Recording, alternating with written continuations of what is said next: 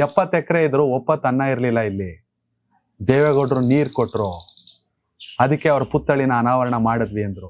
ಈ ಕಾನ್ಸೆಪ್ಟ್ ಅವ್ರದ್ದೊಂದು ಸ್ಟ್ಯಾಚ್ಯೂ ಆಗ್ಬೇಕಂತ ಯಾಕೆ ನಿಮ್ ತಲೆಗೆ ಬಂತು? ಏನಿದು?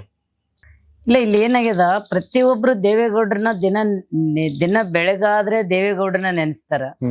ಪ್ರತಿಯೊಬ್ರು ಮನೆಯಲ್ಲಿ ಕೂಡ ದೇವೇಗೌಡರು ಫೋಟೋ ಇಟ್ಟು ಪೂಜೆ ಮಾಡ್ಬೇಕು ಅನ್ನಂತ ಹಿರಿಯರು ರೈತರೆಲ್ಲ ಮಾತಾಡ್ತಿರ್ತಾರ. ಆದ್ರೆ ಅದರಲ್ಲಿ ಕೆಲವರು ಈಗೇನ್ ನಮ್ಮ ಹೋದ್ಸಲ ಇದು 2ನೇ ದೇವೇಗೌಡರ ಪುತ್ಥಳಿ ನಿರ್ಮಾಣ ಆದದ್ದು.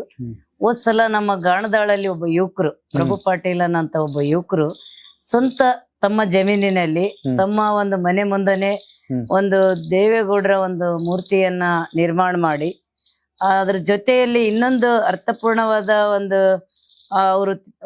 ಅವ್ರ ಒಂದು ಅನಿಸಿಕೆ ಏನಪ್ಪ ಅಂತಂದ್ರೆ, ಅದ್ರ ಪಕ್ಕದಲ್ಲಿ ಜಾಗಟಗಲ್ ಬಸವಣ್ಣಪ್ಪ ಅಂತನಂತ ದೇವರನ್ನ, ಅವ್ರ ಮನೆ ದೇವ್ರನ್ನ ಕೂಡ ಅಲ್ಲಿ ನಿರ್ಮಾಣ ಮಾಡ್ಯಾರ.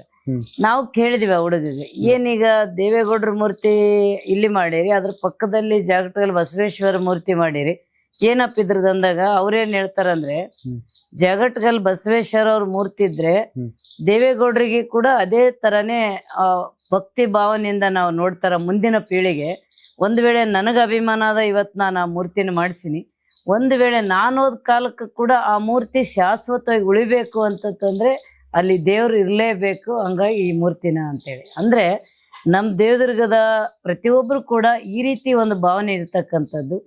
ಮತ್ತೆ ಮೊನ್ನೆ ಮಲ್ಲಣ್ಣ ಸೌಕರ್ ಅಂತೇಳಿ ನಮ್ಮ ಕ್ಷೇತ್ರದ ಹಿರಿಯರವರು, ಅವರು ರೈತರು, ಅವರು ಕೂಡ ಒಂದು ನಮ್ಮ ಸನ್ಮಾನ್ಯ ದೇಶದ ಮಾಜಿ ಪ್ರಧಾನ ಮಂತ್ರಿಗಳಾದ ಸನ್ಮಾನ್ಯ ದೇವೇಗೌಡರ ಮೂರ್ತಿಯನ್ನು ಕೂಡ ಅವರು ಅನಾವರಣ ಮಾಡಿದ್ರು.